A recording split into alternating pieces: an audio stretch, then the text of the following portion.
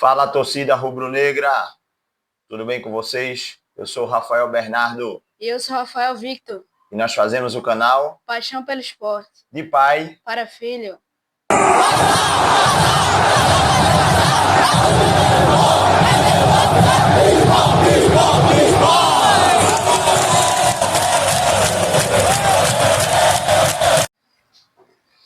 E aí, como é que vocês estão? Nesse pós-jogo aqui, a gente vai falar sobre a reabilitação do esporte, não é isso, Rafael Victor? Exatamente, grande partida, resultado importantíssimo, 5-0 em cima do Maguari.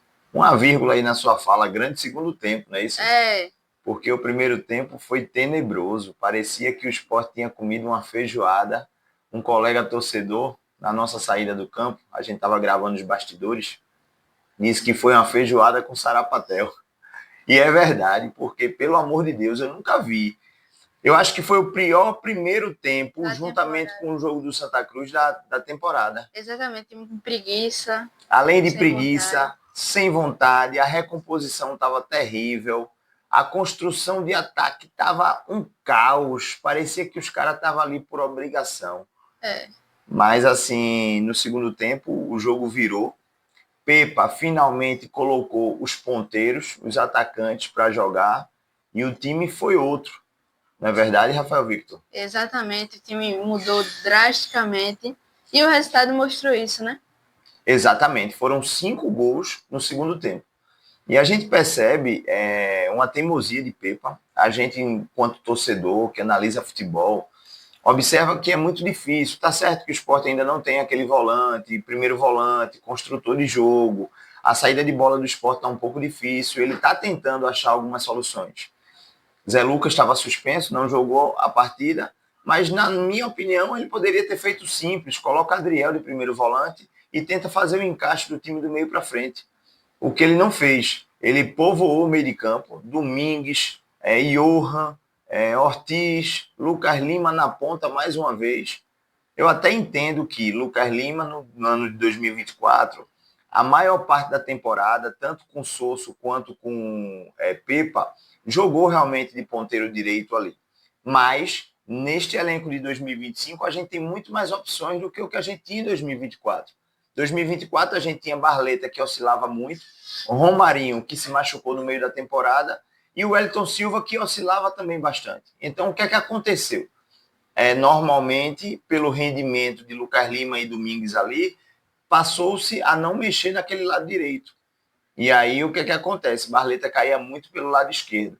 Mas esse ano não. Esse ano a gente tem Lobato jogando muito bem, que no ano passado, logo que chegou, Lobato enfrentou alguma dificuldade de adaptação, mas no final da temporada passou a render um pouco melhor. A gente tem Carlos Alberto, que nos 2 jogos que entrou, jogou bem. A gente tem o Gustavo Maia jogando muito bem.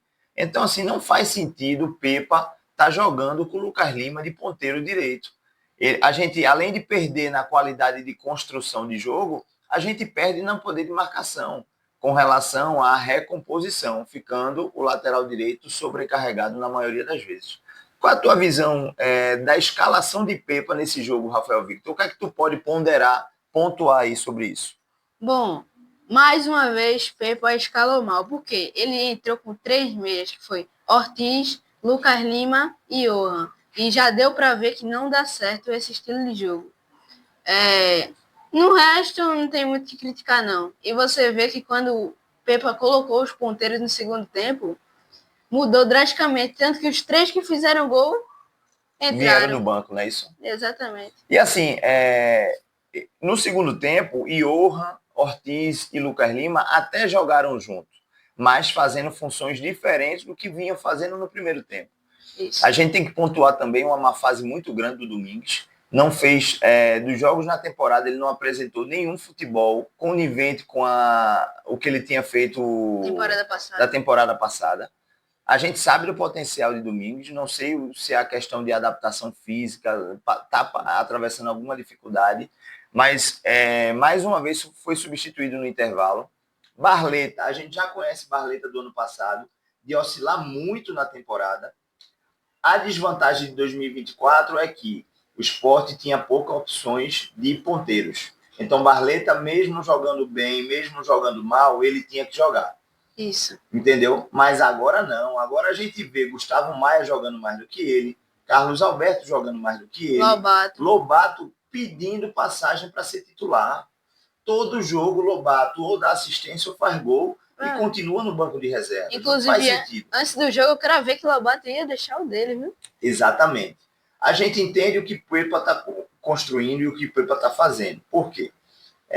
Na última entrevista coletiva do jogo contra o Fortaleza, que o Sport perdeu em casa por 2-0, Pepa salientou sobre essa construção do jogo, que foi o sistema defensivo já está montado.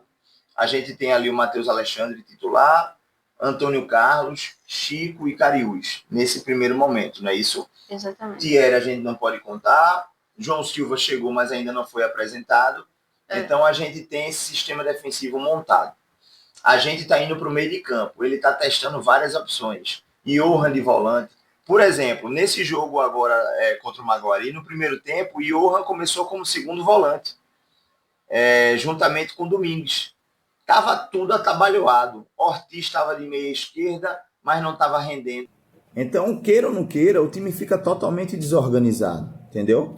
E aí uma simples mudança que ele fez no intervalo de jogo, ele tirou o Domingues e tirou o Barleta. O que é que ele fez? Colocou Lobato na direita e colocou o Carlos Alberto na esquerda.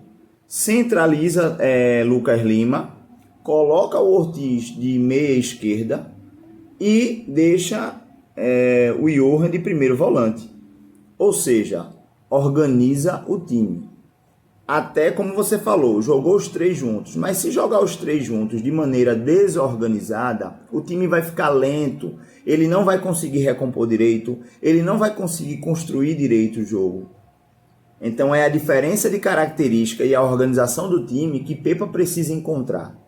A gente teve, como a gente falou no começo, o pior primeiro tempo da temporada, junto com o jogo do Santa Cruz. Então a gente precisa entender que tem jogadores que já estão pedindo passagem no time titular. A gente vê Lobato, por exemplo, que o cara jogou bem quando entrou contra o Ferroviário, deu assistência. Fez gol contra o Central jogando bem, não só foi o gol. O gol da vitória jogando bem. Contra o Fortaleza, jogando bem, jogou bem o primeiro tempo todinho que ele estava. Contra o Jaguar, fez gol e deu assistência e jogou bem até onde jogou e saiu. E ontem ele entrou com tudo, fez 2 gols, se movimenta demais, ele ataca demais o espaço. Então é um jogador que a gente não consegue entender como é que ele não jogou o clássico, não é isso, Rafael Victor? Exatamente, e ontem também teve uma hora que, era lateral pro Sport, ninguém tomando atitude, quem foi lá pra cobrar o lateral foi ele. Ele tem muita força física, não é isso? Então ele, por mais que seja baixinho, ele consegue disputar corpo a corpo com os jogadores adversários. Então eu acredito que através dessa organização do sistema de jogo do Sport e das peças, é necessário para que outros possam render. Então, por exemplo, muita gente fala, porque Paciência não está rendendo. Eu concordo que ele não rendeu bem esse jogo com o do Fortaleza e com o do Santa Cruz.